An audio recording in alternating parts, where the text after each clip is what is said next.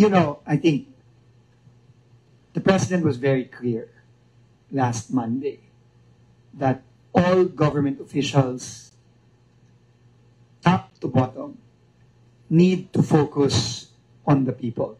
Kailangan sa tao na tayo nakafocus, tama na ang politika, tama na ang gulo, kailangan magtrabaho tayo para sa mga kababayan natin. Yun ang sinabi ng ating Pangulo noong Lunes. At itong ginawa ng Pangulo ngayon ay napakalakas at napakatibay na mensahe sa lahat ng mga kawani at opisyal ng gobyerno na kailangan sumunod tayo sa direktiba ng Pangulo. Ang focus natin dapat ay magtrabaho para sa ating mga kababayan. At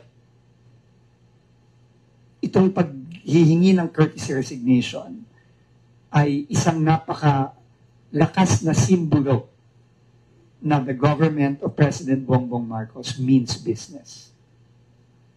No, hindi po ito hindi po ito pakita lang.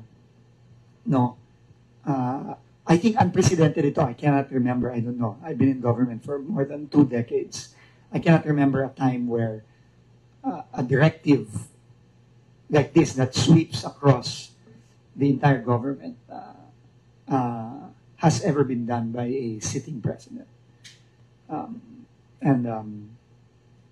I think it's really a testament to the president's will, to the president's strength as a leader, and as his people who he has handpicked to help him, we are duty bound to follow that lead. No, and I will submit my courtesy resignation. In fact, I will sign it right after this, and I will send it right after this